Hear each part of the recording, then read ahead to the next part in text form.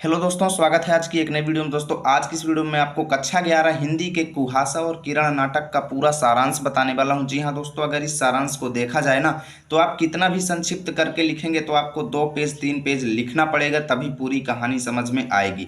लेकिन इस वीडियो में आपको इतना बढ़िया तरीके से बताने वाला हूँ कि आप 1 से 1.5 पेज में पूरा सारांश लिख देंगे। आपको कुछ भी रटने की जरूरत नहीं पड़ेगी, आपको पूरा नाटक अच्छे से समझ में आएगा। तो चलिए बिना देरी किए वीडियो को शुरू करते हैं। बस ऐसे ही एग्जाम में आपको पूरा सारांश लिखना है, आपको पूरे 5 अंक मिलेंगे, इसमें कोई भी डाउट नहीं है, ठीक है ना। तो इस तरीके से एग्जाम में हाईलाइट करके लिखना है, वहां पर काले स्केच का यूज करेंगे, लाल स्केच का यूज नहीं करेंगे। ओके, बस सीधा उसके बाद लिखना शुरू कर देंगे कि विष्णु प्रभाकर द्वारा रचित नाटक कुहासा और किरण में स्वतंत्र भारत के राजनीतिक सामाजिक जीवन से जुड़ी समस्याओं को प्रस्तुत किया गया है। यानी कि आज़ादी के बाद की जो समस्याएं हैं उसका यहाँ पर वर्णन किया गया है। इस नाटक में भ्रष्टाचार रूपी कुहासे का चित्रण किया गया है। यानी कि आप लोग देख रहे हैं शीर्षक कुहासा और किरण, तो कुहासा जो है यहाँ पर भ्रष्टाचार को कुहासा कहा गया है और किरण उनको कहा गया है जो भ्रष्टाचार का विरोध करने वाले लोग हैं, ठीक है ना। और जो भ्रष्टाचार करने वाले लोग हैं उनको कुहासा कहा गया है, या कह लो कोहरा, ठीक है ना। कोहरा जो आप लोग देखते हैं ठंडियों में रहता है, ठीक है ना, तो उसी को यहाँ पर देखिए कहेंगे कि इस नाटक में भ्रष्टाचार रूपी कुहासे का चित्रण किया गया है। समाज में व्याप्त भ्रष्टाचार, पाखंड तथा छद्मवेश को पात्रों कृष्ण चैतन्य, विपिन बिहारी तथा उमेश चंद्र के रूप में दर्शाया गया है। अब यहाँ पर देखो, जो भ्रष्टाचार करने वाले पात्र इस कहानी में लिए गए हैं कौन कौन से हैं। एक तो है दोस्तों कृष्ण चैतन्य, दूसरा है विपिन बिहारी, तीसरा है उमेश चंद्र, ठीक है ना। ये लोग क्या करेंगे, भ्रष्टाचार करेंगे। और उसके बाद कुछ लोग ऐसे हैं इस कहानी इस नाटक में जो इनका विरोध करेंगे, ठीक है ना, और उनको किरण कहा गया है। आगे कैसे लिखेंगे देखो, नाटक की कथा वस्तु कृष्ण चैतन्य नामक स्वतंत्रता सेनानी एवं समाज सेवी की सामाजिक प्रतिष्ठा का चित्रण करते हुए शुरू होती है। यानी ये जो नाटक स्टार्टिंग होता है, कहाँ से स्टार्ट होता है, कृष्ण चैतन्य की विशेषता बताते हुए। और देखिएगा कृष्ण चैतन्य भ्रष्टाचार करने वाला व्यक्ति है। आगे लिखेंगे कि उसका वास्तविक नाम कृष्णदेव था। कृष्ण चैतन्य का रियल नेम क्या था, कृष्णदेव था। वह मुल्तान में हुए सन 1942 ईस्वी के आंदोलन में स्वतंत्रता सेनानियों के विरुद्ध मुखबिरी करता था। मुखबिरी का मतलब यह है कि इधर उधर की बातें करता था, ठीक है ना, इधर की पोल उधर देता था, यानी विरुद्ध पार्टी को या अपने तरफ की पोल दे देता था, जिससे क्या होता था कि युद्ध में बहुत ज़्यादा समस्याएं हो जाती थी, ठीक है ना। तो सुनंदा कृष्ण चैतन्य के यहाँ तथा अमूल्य विपिन बिहारी के यहाँ संपादक का काम करते थे। अब यहाँ पर आपको 2 पात्र मिले, एक कौन सा मिला, सुनंदा, दूसरा कौन सा मिला, अमूल्य मिला, ठीक है ना। तो ये दोनों क्या थे, संपादक थे। सुनंदा जो थी वो कृष्ण चैतन्य के यहाँ संपादक थी और अमूल्य जो था वो विपिन बिहारी के यहाँ संपादक का काम करता था। विपिन बिहारी भी एक भ्रष्टाचारी व्यक्ति था।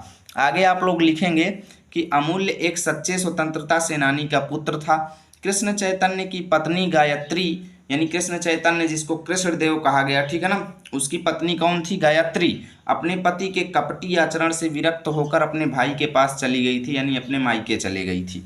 अमूल्य विपिन बिहारी को बताता है, अब अमूल्य जो है विपिन बिहारी के यहाँ संपादक का काम करता था, तो विपिन बिहारी को क्या बताता है कि कृष्णदेव नामक विश्वासघाती मुखबिर की वजह से मालती के पति डॉक्टर चंद्रशेखर तथा उसके पिता को, यानी अमूल्य के पिता को जेल की सजा भुगतनी पड़ी थी। किसके विश्वासघाती की वजह से, कृष्णदेव नामक, ठीक है ना। और कृष्णदेव किसका नाम था, कृष्ण चैतन्य का नाम था। और उसी ने बाद में अपना नाम कृष्ण चैतन्य रख लिया ताकि उसको कोई पकड़ ना सके, ठीक है ना। पहले उसका नाम कृष्णदेव था।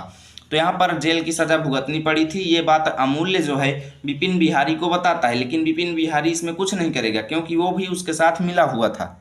अब आगे आप लोग लिखेंगे कि सुनंदा जो है विपिन बिहारी के पास आकर कृष्ण चैतन्य की सच्चाई को प्रकाशित कराना चाहती है। सुनंदा भी एक संपादक थी, ठीक है ना, और वो विपिन बिहारी से कहते हैं कि हमें कृष्ण चैतन्य की सच्चाई को लोगों के सामने प्रस्तुत कर देना चाहिए ताकि ये पकड़ा जा सके।